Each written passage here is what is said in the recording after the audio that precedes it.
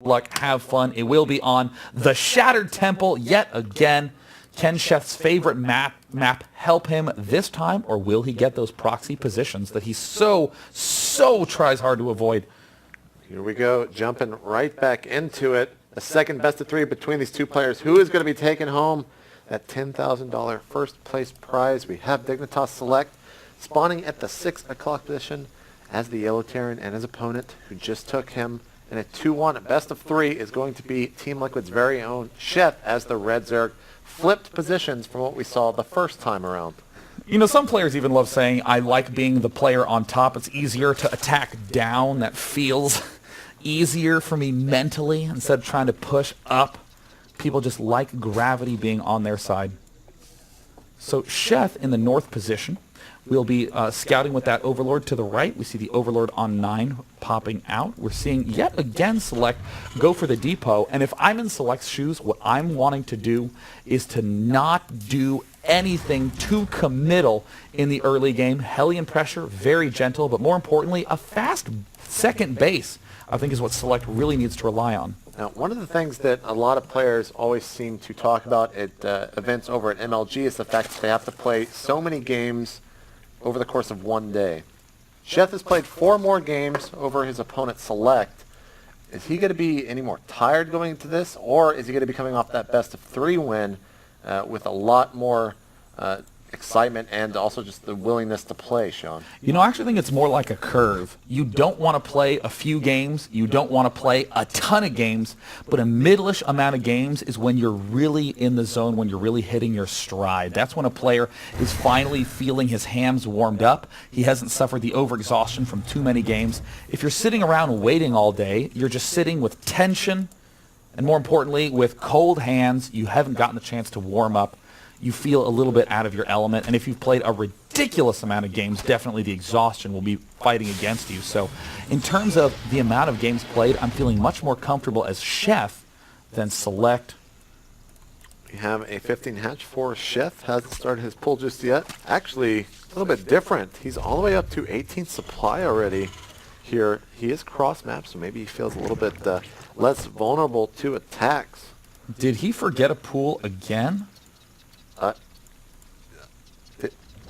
I mean, there comes a point where you have to build a pool. He's cut 300. Is he going to hatch really? Again? Oh, and there's the pool going down. Oh, thank goodness. That's quite late, though. That is the latest pool I've ever seen. In fact, Select, it might just take the opportunity and bunker rush immediately. It looks like Select having some indecision about whether he should push or not, and has decided for it. Looks like he is not even going to be getting that geyser early on. He's just immediately applying the bunker pressure. This is Select's strength, is this kind of play. And notice that he is following it up with the factory to do that Hellion play. A huge amount of drones have been pulled from the main for Sheth. Do you think, by any stretch of the imagination, that he meant to get the pool that late, Sean? I mean, I've seen players go up to 17 and 18 to build the pool, but never up to like 18, wait a little bit, and then build it much later. We see the 2 Marines from Select picking off 1 drone. If he can keep that drone count low, he will be in golden shape. The bunker finally gets taken down. We see the Marines still pushing aggressively, taking out these drones. Is there a 3rd Marine en route? It looks like it's just these initial set. And oh my goodness, he's finished the bunker. We know Select would love to get inside there, but now that it is done, it's going to be a salvage for Select. Or he may keep it alive, so that way his Hellions can have better vision and a better area to micro around. 10 Lings about to pop out for Sheth. He is going to start working on that bunker as the SCV repairing it from the other side. Sheth takes it out and will begin salvaging the bunker. He will get that money back. 414 minerals. If we look back in the main, does have 2 Hellions popping out here. It has started a bunker, as well as a command center and a tech lab being added on to that racks.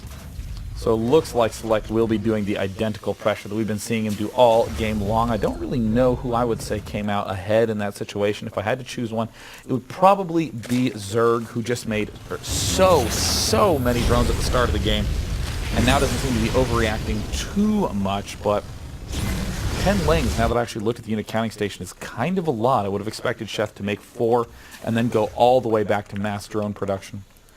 We have 1 spine crawler repositioning itself. Does take 12 seconds to, of course, burrow, but it will finish before the Hellions get in right before. It was very, very luckily timed there by Sheth. The Hellions are not going to be able to engage. That Spinecaller does cover quite a wide area. As one lane does try to sneak in to the natural. Great Overlord placement here from Sheth on both the left and right side of Select's main and natural. Reactor on another factory, as well as a racks being built onto that reactor looks like initial. Select's doing that big drop play yet again. Has been having great success with this. Very, very fun build by Select. And there's the Swapperoo. Will be popping out shortly. There's the layer en route for Sheth. But these two Hellions, again, giving a great amount of map control. And we see, oh, Sheth getting the chance to see everything that's in here. He is going to be completely prepared for this drop. But even then, he still runs the risk of taking a ton of damage from those medevacs. And what really can you do as Zerg when you don't have their Spire up? And he has 2 medevacs in your base. There is about halfway. You see 4 Overlords about to pop right now. 4 Sheth. The queen at the third queen at the natural has just now begun building, as it was supply block. And we are going to be seeing that big drop coming up for Select, as 2 medevacs have popped out. Doesn't have enough Marines as of yet. Stem just about to finish. Here we go. Not the biggest amount of Marines. He needs, looks like 2 more. He looks like he's just going to go with what he has right now, This is Sean. quite risky. He's literally bringing 100% of his forces. He has 12 Marines. Everything is out in the middle of the map. A single Zergling can literally walk directly into his base. He's got to go pick up those 2 Hellions, it looks like. As did the Overlord see that? Oh, no, and the now Ling will Sheth see it. spots it. Sheth knows exactly what's coming. How many Lings do we have on the map? Just 20. Uh-oh. Select might be doing the little bit of side landing action. There's 1 Hellion also unloading. The Zerglings are going to try to pick it up, and Select is going to have to quickly try to load everything back up. Nice deflection there by Sheth. Keep in mind, Marines with Stem, strong units, can still attack the front and do a lot of damage. Now, what is Select to do to follow this? He does end up getting siege tech. Tanks are coming out here very, very slowly.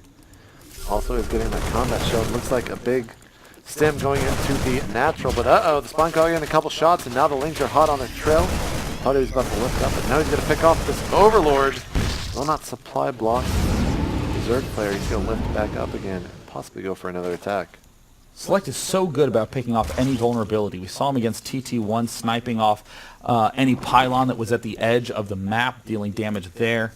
Select does not want to stop dropping until he sees Mutalisk out, and most importantly, to make sure that that third doesn't pop up anytime soon for our Zerg player. We also see that the +1 infantry weapons are coming to help give him a little bit more strength. A big important upgrade is that +2 damage upgrade that brings that Marine damage from 6 to 8, meaning it can kill a Baneling in 4 hits instead of 5. Very, very useful. 6 Mutas about to pop. Baneling Nest going down, as well as a Macro Hatch there at the natural. Still on 2 bases. Both players are equal in the amount of bases, and Select is looking like he might be moving out here pretty soon with those tanks and Marines back at his natural. And this force in the center of the map. Oh, the Mutas were getting close to taking out those medevacs, and now Select is going to have to run back as the Mutas and Lings are hot on his trail. Will they be able to pick off these medevacs? That would be very, very important. That's going to be big, and it looks like there's the stem, and these medevacs do not look like they're going to be staying alive much longer. Oh, he doesn't get him, and he loses those Mutas. That is not good. Oh my gosh, Sheth with a huge misclick, and Select feeling very brave. These medevacs have a job to do even though they're about dead. He is not even going to begin repairing them. I mean, even a Mutalisk Glaive bounce could kill that off. I'm just actually amazed that those medevacs did not die there, and how much of a loss Sheth took because of it. Now going to try and secure his high yield as we see a 3rd command center started as well. For Select, Baneling speed just now started. The fire attacks very close to being finished. Melee attacks just started as well. This is just a huge force. Looking at the supply, 113 for Select.